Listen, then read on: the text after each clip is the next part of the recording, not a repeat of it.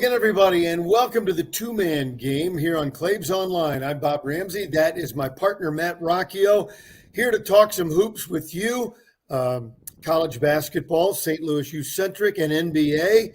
And, Matt, we've got a lot to catch up on. The Billikens had just a heartbreaking loss on the weekend on Friday night, and I wanted to talk a little bit about SLU women's basketball. I know we haven't really talked about that all year, but I did that game on Saturday night. I wanted to mention that. We'll do a quick preview as you were at Billiken practice today about Wednesday's game at Rhode Island, and then we'll talk about the NBA. Thanks to your prodding, I watched some NBA. I didn't sit through a game start to finish, but I was cherry picking throughout the weekend. So we got a lot to talk about. Yeah, so how are you, first of all? I'm doing great. It's starting to heat up a little bit here in St. Louis. I cannot wait till we get to spring, because the spring means that means March and April here, and that means the college basketball is heating up. Obviously, 7 of the 10 top teams in the nation lose on Saturday. It was Crazy. 1 through 6, and then also some people are forgetting that Texas Tech there got caught at the end as well, number 9 in the nation. So you have that. Tournaments are going to be starting up here. Obviously, SLU's looking forward already to Washington, D.C. and the A10 tournament, and then brackets and all that stuff. I'm excited. It's if you're a basketball fan, there's no time better. Let's talk before we get into the specific things I already teased, and we didn't talk about this beforehand. I got into a little Twitter thing, which is really stupid and a waste of time. I admit that up front. Okay. And I, me, mid-major guy, Mountain West, friends with BJ Raines, who covers the Boise State Broncos. And so follow him and sometimes get involved in their back and forth. And a guy was talking about their coach, Leon Rice. And it was all right, look, this is, Leon Rice seems like a good guy, but it's time to move on. You won the league. Won the league. That seems a little harsh, doesn't it? You won the league. What is it you want? And what it comes to, and I get it. And I think that guy was a Broncos fan. Mm-hmm. And so you don't want to call, names because, they just want their team. But, and I talked a lot about it with Jim Cruz, who just in his time at St. Louis, forget about all the rest of his dynamic career. For those who don't know, Jim Cruz, Billiken coach, National Coach of the Year, taken over after the death of Rick Majerus. Recruiting fell off. The team fell off. So he hit the high notes with the Billikens and then in the low spots and got fired. But he'd been in Evansville for a long time. He was the point guard for Bob Knight and that last undefeated team in the 70s for the Indiana Hoosiers. So Jim Cruz knows what it takes. And we had so many conversations, not just when the team was winning, but also when they were losing. But he would say, Rammer, people just don't know how hard it is to win. Winning is so hard. And when you talk about all the aspects and how they're interconnected of recruiting and fundraising and injuries, keeping people on the same page, keeping players happy, which has never been harder than ever as it is now, scheduling, COVID, and all those things. Now, that's not to say all those things are excuses, but I think it's important to understand them to fairly evaluate where your team is, your program is, your coach is, and to be fair. Everybody wants their team to win the national championship. There can only be one. So the other 350 teams all fire their coach? I mean, sometimes I just don't get it. The relativity of the moment or the relativity of the season. Great word. Sometimes I think just gets lost on people. And so what I would ask them is, and I haven't even looked at it with Boise, but I've seen it with St. Louis lately, and I don't bet, but at least we're covering.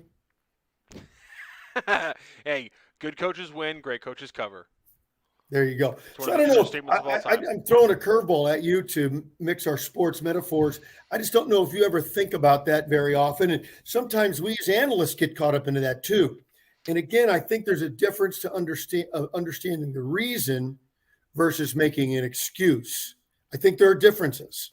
Oh yeah, that's. I mean, that's you can cross sports. There's a lot of things in life where I think the line has been blurred between the difference between a reason and an excuse, and that's kind of a thing. Is I was going to say when you were mentioning it's hard to win games. There's a lot of the conversation around today's the media scrum was that's a hard loss, but you guys are on the precipice of 20 wins. That's not nothing, and so again, that's kind of looking at a positive and not trying to ignore the negatives. But like you said, there are reasons certain things have happened this season. There's reasons certain things happen during a season or during the course of a game, and just pointing those things out without having some kind of axe to grind or some pitchfork and torch kind of mentality Yes. behind it.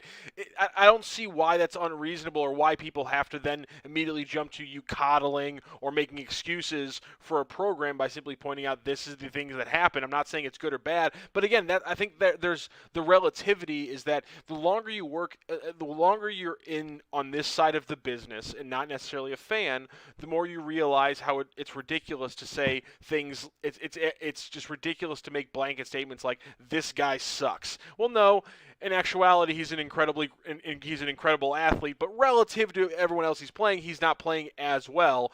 All of a sudden, and some people will hear he's not playing very good. And they want to say, well, that guy sucks, and now it's your coddling, it's making excuses. It's no, I'm being reasonable because this person's a human being that, in some cases, I have to go talk to later on today. And I think and then once you've established a guy is not playing well, or even he sucks, then I think it's more interesting to ask the question why. Yeah, that's true. I think that's way more interesting. Yeah, I agree, absolutely. So, why did the Billikens suck on Friday? No, for those who don't know and just casually follow two-man game here on Claves Online, Billikens played about, and I don't want to put words in your mouth, so disagree when it comes up, about as well as they could play in the first half at Richmond on Friday. Yes. And then the floor fell out from under them in the second half. I think the overarching excuse that I came up with, nobody on the staff has said this to me. This is my observation. I think they hit the wall and are out of gas mentally. Yeah. Well, Travis today was asked what happened, in that second half. It's one of the best halves they've ever played. 66% against a team like Richmond in the first half. That's just, that's incredible. That's unbelievable. And that crazy shot making, running the offense, getting shots out of the offense. Yeah, if they don't just have a couple dumb plays that eventually snowballed into a lot of dumb plays in the second half. If they, there's a potential with the way they played. If they just don't do a couple of dumb things in the first half, they could have scored 50 points in the first half, and it wouldn't have been completely unheard of. That's how well they were playing. So yeah, but Travis mentioned it when he was asked what happened during that run. He mentioned mental and physical fatigue, and I don't think it's crazy that we're looking at that. That's obviously what's happening here. That shouldn't be shocking to anyone, and I don't think if you asked certain people on the team, or that I don't think they would. Obviously Travis isn't disagreeing with that statement right now, and so yeah, it's fatigue, and it's definitely settling in. And I think part of the reason is that there's been a little bit of a kind of cyclical nature, which is they've lost games because they're tired.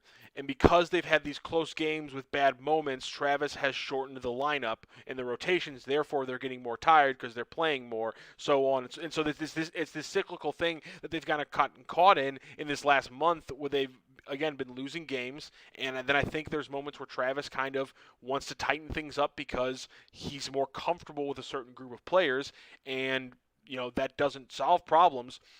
My biggest thing, coming out of this past game against Richmond is there has to be a reason, because while we can talk about how tired they are, the good halves followed by another half where an unbelievable run takes you out of the game. Because it's a game of runs. We always hear that. It's a very cliche in basketball. But it's true. But that's 8-2, 9-4, 13-6, 13-2 here, and maybe a big one, 23-4. And the fact that it's not even the only one we've seen like that to happen this season, those kind of ones are crazy, and that's where you have to wonder what is the thread throughout the season that keeps popping up that isn't mental or physical fatigue, because it's happening in Good. November and it's Yeah. happening in February. Yeah. And I think several things go to that. But I'm going to bring up a couple of moments from the Friday game at Richmond. And both of them that I'm going to bring up in the second half. And it happened twice, but one in particular was anybody who saw the game or looked at this moment of video would go, oh my gosh. Perfect block out on a rebound, playing defense. Everybody was perfect. Yep. Missed shot by Richmond, and the ball falls to the ground, and everyone's frozen in place. And I believe it was Gilliard, who else, runs in and scoops up the ball, and they get another shot. That, folks, is mental fatigue. Yep. That's you did part what you were supposed to do, but couldn't finish it. And then Nick Sherrod, I think it 4 threes, 4 for 5, 4 for 6. Anyway, yeah, hit a couple in a row, and I think it was 3 in the second half. 3 in the second half. Yeah, wide open players, folks. I saw the scouting report. That's the only thing. That's what he's there to do. That's it. Cut and dry. Sherrod takes threes, and everyone knows Why it. Don't you tell him? Everybody knew it. It was in the scouting report. It was talked about. Yep. It was acted out in the walkthrough. You get mentally fatigued. Your brain cramps. You're seeing the ball over to the side. I got to drop and help.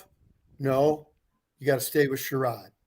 They find the open man. He hits the 3. Happens again. Boom, boom, boom. The snowball that you were talking about. The other thing is, and the Bills cleaned it up, but too late in that game, and that was, to borrow from the NFL, ball security. Too much, too sloppy. And I think part of that goes to not adjusting to what you should know, and I think what you do know, the opposition has scouted and what they've learned from the scout.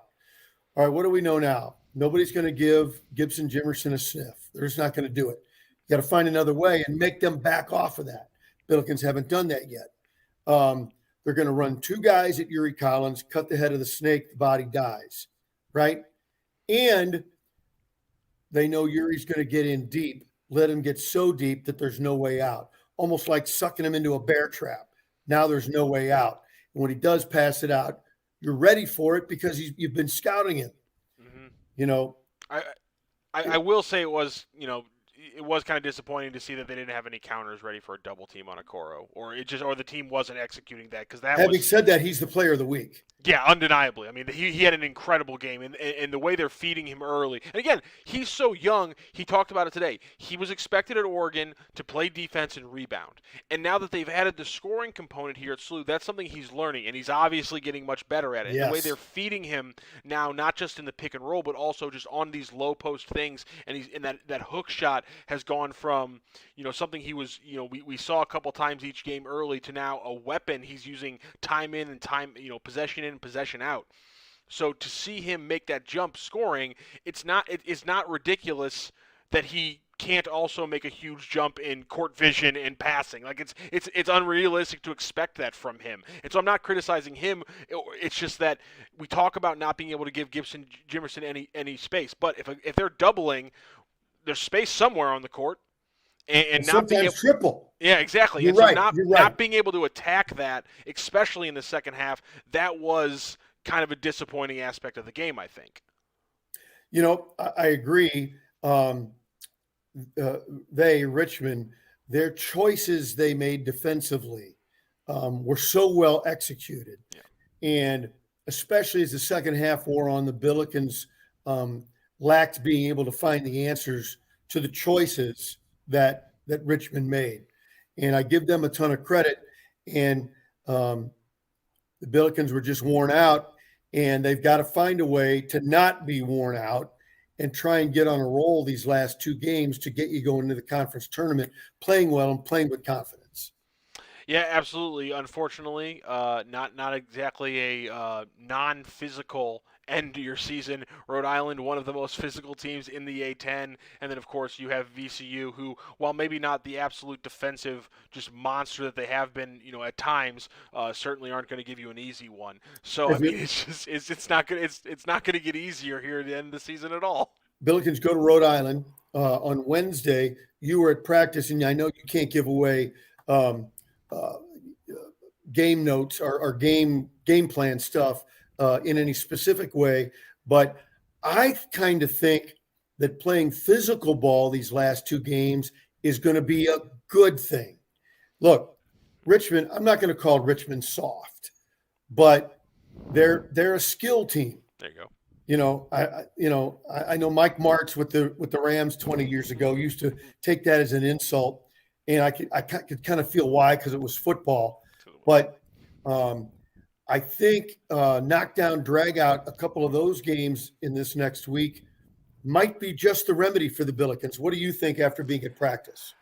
I think the physical aspect, it's not going to be great for the fact that these guys are physically tired. I think the emotional, the mental, fatigue. I think it could help with, because I think this isn't going to be a game where the aggravation of you're playing a more physical game than your opponent starts getting to you because of the way the whistles are going, which is, I think, undeniably, especially in conference play, it has to be something that's eating away at the SLU team. So that factor is good. I also think that it's a good game with the way that Okoro's been playing and the fact that they've had some issues, and they've solved them in a couple of these games, but they still had to have some issues, i.e. the backdoor cuts and overall just all the cutting that Richmond was able to do to penetrate. And Richmond, or Rhode Island, excuse me, is they take almost the majority of their shots under the three-point arc, and overwhelming majority, I should say. They just do not shoot the three very much. So having a team that's going to pound the paint a lot, that also, I think, is going to be a good learning, game for SLU in that way. So can they fix their problems that they're going to have to if they're going to want to win and go long in the A10 tournament? Well, Rhode Island's going to give them one hell of a test inside. And so right out of the gate, that's going to be a big one. And not only just inside, they have the twins, Markel and Markai? Yeah. Mackay and Mikkel. And Mackay takes some threes. Mikkel doesn't. And so now, also having a big man who steps out and takes some threes, that's also been a problem area for St. Louis. So them having to handle the pick and roll while playing a more physical team, I think that's just a good, continually learning aspect for this team. And that's something that I think some people might be, it's great, last 3 games of the season, why are we talking about learning aspects? Because what I just talked about with Francis Okoro, again, Gibson Jimerson, what he's doing, it's fair to criticize the fact that point out the fact that he has been able to be gamed plan out by some defenses over the last month. That's a completely legitimate thing to point out. But it's also, I think, fair to point out that he was supposed to be a 13 to 15 point off-ball scorer for St. Louis this year. And so the growth he's had, and so to continue to talk about growth that this team's making, and making little strides in things that are problems, I think that's so crucial, because despite the fact that there are some obvious veterans on this team, you got DeAndre Jones, Martin Lintz, and these guys are graduating this year, and even Yuri Collins, because of the whole COVID thing, has been here for 3 years already. But nonetheless, this is a team that I think still has so much room to grow, with guys like TJ Hargrove, Jordan Nesbitt. He hasn't been playing as us, but Basile Traore. So those kind of little areas where they can learn in game, because they don't have a lot of practice time, I actually think could be huge for them. But again, I am a little bit worried about how the physical part of it might weigh on them, because it is a travel game, and we do know their legs are a little tired right now. Yeah, and then I wonder too, then, if Travis does some things different. Can he play 2 bigs together? And does Traore come in there? I would say that's not real likely, but I wouldn't rule it completely out. Do you zone up and really pack it in tight and play some zone defense? That'll be interesting. So, yeah, I think we'll look at a couple of those things and see how that goes for Wednesday. So it's one road game and then a home game, and then on to the conference tournament. And still a lot of basketball to be played. Oh yeah, and a lot of things can change, and they can show us a lot of things. If you win these two games, that would give me a very different view, especially the consistency of the offense. Rhode Island is a very strong defensive team. We were just talking about those runs. Obviously, having a 25, getting outscored that way is one part because your defense is getting run all over and those backdoor cuts are murdering you. But also the other part is the 4 points and the fact that the offense looks listless at times. And really, I think that's probably I would say probably the fifth like back-breaking just run we've seen against a team this year, and I think only one of them, Yuri Collins, was out of the game for a legitimately long period of time because of foul troubles or whatever. So the fact that you're not losing your point guard, and yet you're still having these moments where the offense just goes completely dry. That's another thing that you cannot have happen anymore. It looked like for a minute there the offense had figured that out, but now these problems are creeping back up. Are they able, against two very strong defensive teams, able to get the offense going consistently throughout the game, or are they going to have to get saved? Are they going to have to save themselves from a 17-5 run by going on some runs themselves? Yeah. Hey, one thing about SLU women, Lisa Stone, the head coach, does a marvelous job. It was absolutely heartbreaking. They lost arguably their best rebounder at the very beginning of the year. I think if it wasn't the same day, it was the same week that the men lost Javante Perkins. And I'm talking about Smith Traore, Mariama Smith Traore, who looks great now and is walking, no braces, no, but her career's over. And so as they're going to the bench to start the game on Saturday, it was her and then three players on crutches. They had two ACLs and two Achilles all in the same season. Just really heartbreaking. You hate to see any athlete injured, and to see and come in big bunches like that. My goodness. Anyway, the perseverance and the positivity coming from Lisa Stone and her staff toward that group of players that remained and were gutting out the rest of the year. I just thought it was more than worth mentioning. It was commendable, and I really enjoyed being around them. Yeah, absolutely. I was talking to the SID for the women's team at practice the other day, and just going through the list of injuries, and he was kind of giving me the timeline, and just to see the positivity still coming from that program despite everything that had hit them, that was incredible. And so yeah, you have to love to see that. And I know that they get a lot of support from the other programs in the building, so that's awesome as well. So I love that we were able to bring up and talk about them. That's great. Yeah, rough season for them. Obviously, hope all those young women are their rehab's going great, and they're able to get them back next season because when all the programs are rolling, it's better for everybody. And just for fun, while I was doing the game and going over scoring lists, because Kaija Harbison, the great point guard and second all time in scoring, so I put my all time Billiken five. You ready? I'm ready for it. Three of them come from Lisa Stone's teams, and Katie Kemp, all time. I mean, the first ones are easy. Katie Kemp, Kaija Harbison, Sadie Stepanovich. Okay, so I got two guards and a big. And then I go to Teresa Lish, Kevin Lish's sister, and just unbelievable player. She was so great.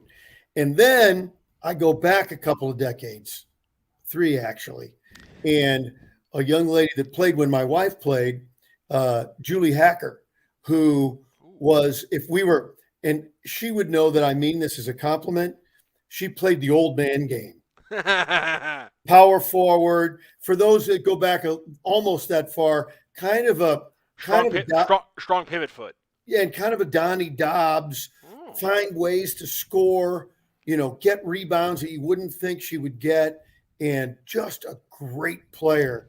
And so there's my five. So I throw that out there. Who knows if anyone will react other than the husbands of those ladies, and who knows?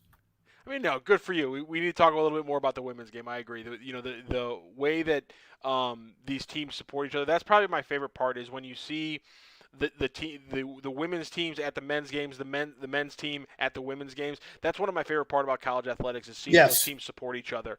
And so all power to the Billiken women's team, and obviously good luck to those women rolling into next year. All right, now let's talk some NBA. Hey, okay. Um, so I did some look-ins to some games, and it seems there's some teams that seems like okay, we're ready to get on roll, and it seems like other teams are kind of sleepwalking still, Yeah. and I I just hate to see that. And there's some teams that are still trying to figure out who's in their rotation. Maybe they've got injuries. And then my final thought on that and my overview is the Lakers are horrible. Yeah, it's bad. There actually was some news about an hour ago. The Lakers are going to waive DeAndre Jordan and sign DJ Augustine, which Hmm. is insane to me because Anthony Davis can't stay healthy, and they don't really have a lot of big men depth. DeAndre Jordan's going to get snapped up by a team that needs minutes with a 7-footer. Some people are talking about Philadelphia as a backup to Joel Embiid. And DJ Augustin's, a fine guard, but it's not 2014 when he Oh, was also just a quick. barely fine guard. It's just an insane decision that when you have Russell Westbrook and you have to go to DJ Augustine. I have to make a quick correction. It was just pointed out to me. I called her Katie. Jackie Kemp, of course, Jackie Kemp. for the all-time Billiken leading scorer. I don't know why I said that. Did your wife Anyway. did your wife just come in and correct you? Yeah. That's fantastic. Yeah. Well, hey, this isn't a fly-by-night show. We have fact checkers. There we go. Yes, exactly. We got fact checkers and we got people that know the business, not us. No. I don't know why. No, they don't trust Behind us. the scene, the little folk. You think they trust me with Google? Oh Come God, on. no! I took that No. away years ago. That was a brain fart on my part. I'm mentally fatigued as well There you with all go. this travel. Um, Jackie Kemp. So anyway, yeah. So anyway, Oh, yeah. we look at some of these guys, and like your guy DeRozan, had a tough day, and I still think there's an opportunity. It still seems like I kind of expected teams to kind of jump out and get it rolling. I think I was a little early in that assumption because, quite frankly, the season's long enough, even this second half, that you don't have to do it now. You can kind of ease in to find out who you are if that's the place your team is. Yeah, it's kind of fun. I was to open the show talking about how great it is to be a basketball fan right now. But teams keep kicking into gear in like early April when I'm trying to watch college basketball during the tournament. I'm like, okay, well now I just have so much damn basketball to watch. But yeah, you're exactly right. As soon as the All-Star game ends, you're like, okay, second half of the season. But then you're like, oh, these teams have till April and May to really kick it into gear for the playoffs, especially if you know you're going to really be a playoff team. So that's. Yeah, it's unfortunate, but there's nothing you can do with a long season and with the expanded play, and now with the even furtherly expanded playoffs. It's just as much as I love basketball. It's just every sport is faced with the fact, every sport other than football is faced with the fact that because of the economics of the game, the seasons are too damn long, and you just can't do anything about it because the money is the money. Yeah, you need the money. Well, so let me ask you about another one. Well, apparently, if you're baseball, you don't need all 162 for the money. Apparently, yeah.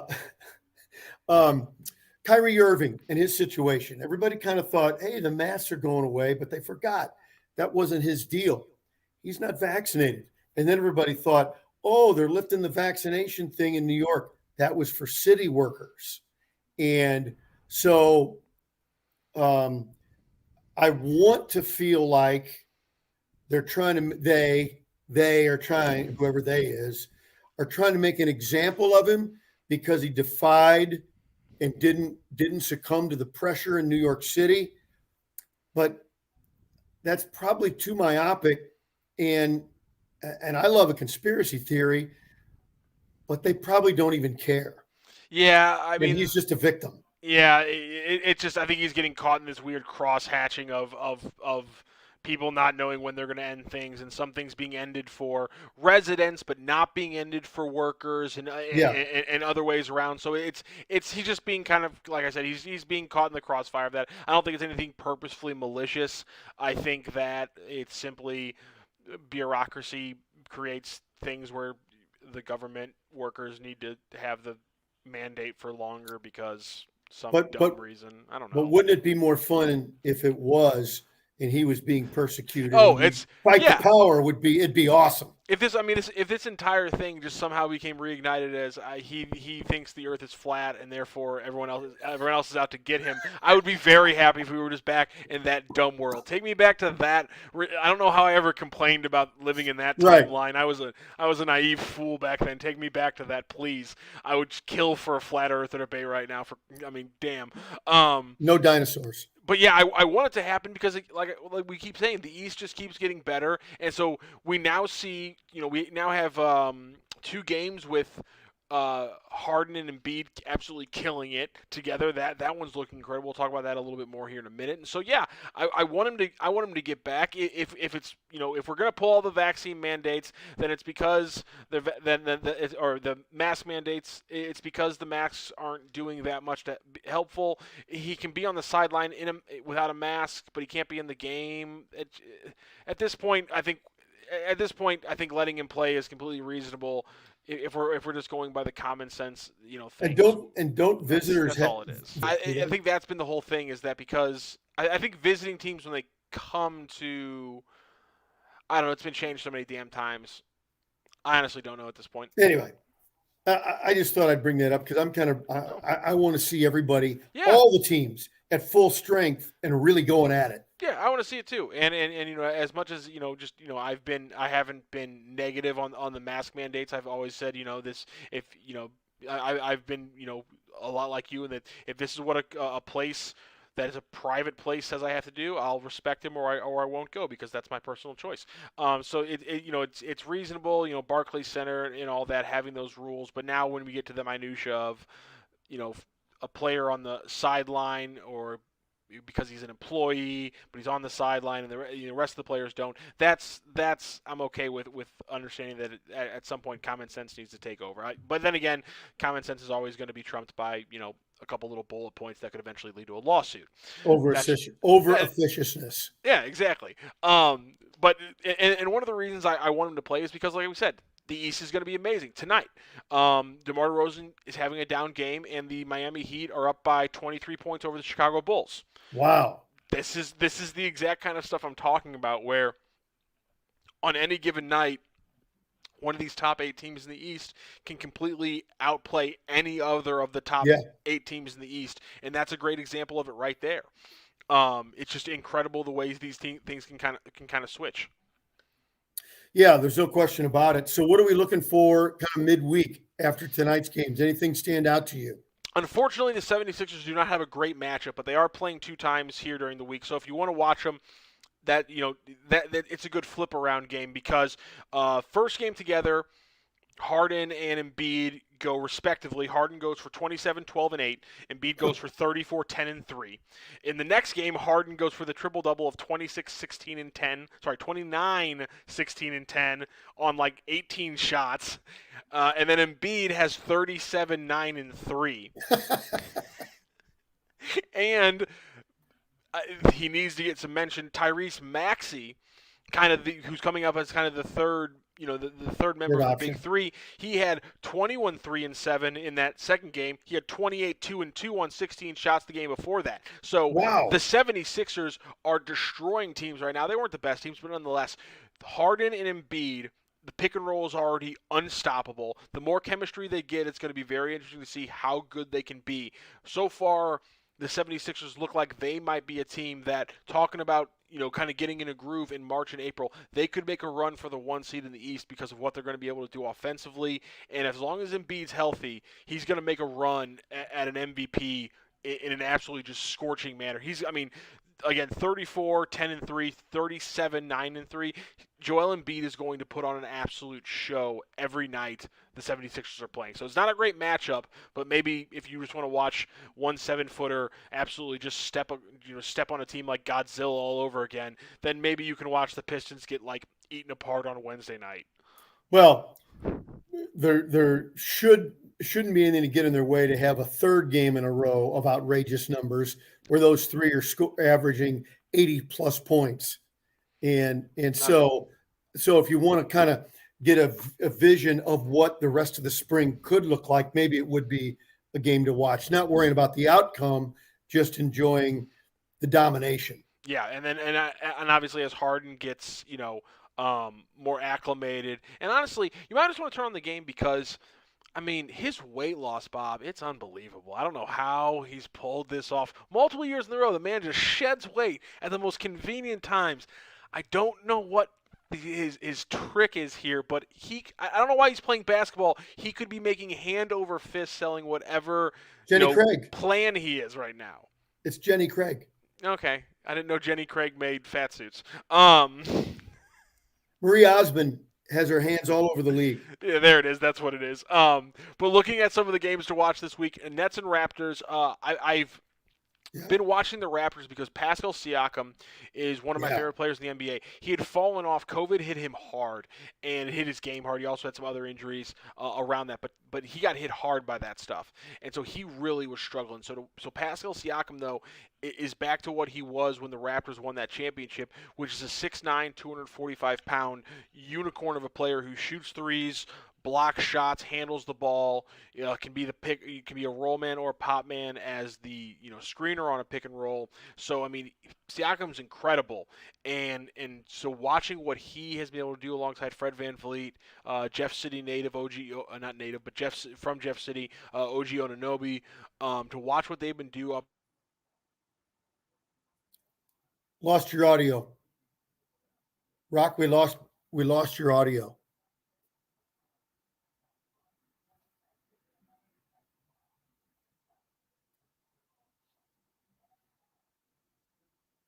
You there? Looks like you got muted. How did that happen?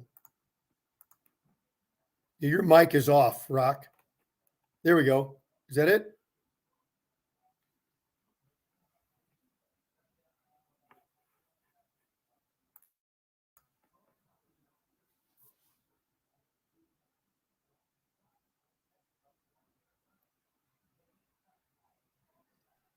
How about now? Yep. All right, now we're back. Okay, sorry. What was the last thing you heard me say? I'll go in and edit this. No. Yeah. We were just talking about Siakam, and he's got his game as he gets his. Yeah. So Siakam's got his game back. So when you add that with a guy like Fred VanVleet, I love him. Yeah, I love him so much. A Jeff City guy and OG Anunoby, he's been playing better this year as this kind of this 6'7" himself, Swiss Army knife of a wing forward combination. So he's also been really good. And to watch the Raptors make this jump, it's been incredible. The Nets, obviously, we just talked about Kyrie Irving. I'm not sure why Ben Simmons isn't in shape and why this back thing is causing him to not play games so far. Hopefully he's in action, though. So Nets Raptors tomorrow. Heat Bucks is going to be the game you watch after SLU in Rhode Island on Wednesday. Heat Bucks is going to be incredible. The Heat right now trouncing the Chicago Bulls because they're starting to really hit a stride. The Bucks, again, one of those teams I think you're referring to earlier, kind of going through the motions a little bit, still waiting to heat up. This is going to be a game where if they don't show up, the Heat are going to beat them by 15, 20, and that'll kind of get the conversation changed. So there's some early ones over the next couple of days, and then just kind of looking forward. I know we're probably going to be talking here on Thursday, but Grizzlies Celtics is going to be Thursday night. Circle it now. John Morant, Jason Tatum. I can't wait for that one. We should do that live. We should do our show while watching the game live. I would love to do that. Absolutely. You're the producer. Produce. You know what? And then that would be fun. And then you know what? I'll tomorrow. Looking forward to Tuesday. We'll try to do that on Thursday. Watch that game. Come around on Tuesday. Talk with Rob Fisher about it. That'd be great. Let's make a plan for the two-man game. Absolutely. So if you had like just a snapshot power ranking, who's playing the best now? It sounds like you're saying Sixers Heat 1-2. Yeah. Who would be 3-4 in the East? Ooh, 3-4 in the East. That's tough. I'm gonna go. Yeah, it wouldn't be the Bucks. It's not gonna be the Nets. Boston and it's Boston. Boston, I think it would be 3, and then I'll go with the Raptors. Yeah, I'll go with the Raptors for 4 because it's been longer and it hasn't been as drastic of a jump up. But the fact that they're 5 games above 500, yeah, undoubtedly, I think that's a perfect top 4 when you talk about the teams rising right now in the East. 76ers number 1, Celtics right behind them, Raptors, and then slowly but surely, I think the Heat are just kind of marking their territory. So what would you do for the West? West is a little bit trickier because, I mean, Yeah. the Suns are running away with it, and then there's the Warriors and the Grizzlies. I don't know. And the Suns just walked through a game the other day. Didn't they kind of Yeah, they weren't interested. Yeah, I would probably. Yeah, they've lost 2 in a row actually, but it was coming off an 8-game winning streak, so Yeah. it is what it is. I would honestly say I'll eat some crow on this one. The Dallas Mavericks are legitimate this year. Not they're not going to go on a deep playoff run, but considering they traded Porzingis, and I was very down on just Jason Kidd as a head coach to start the season. I've been extremely impressed with what they've been able to do on that roster outside of Luka Doncic. Obviously, Luka Doncic has been very good, Yeah. but I really thought that he was going to have to make a huge jump, and Porzingis was going to have to come back healthy for them to really, get to where they are now. A team that's, 36-25, almost 10 games above 500. That's kind of shocking. So to get guys like Jalen Brunson, Dorian Finney-Smith, Spencer Dinwiddie has kind of come over in that trade. He's only played a couple games for him, but he's starting to get some offense going for them. I've just been completely shocked that they're winning games, and a lot of it has been because Jason Kidd has schemed up a good defensive scheme behind Luka Doncic, and I cannot believe I'm saying those words, and I hate it so much.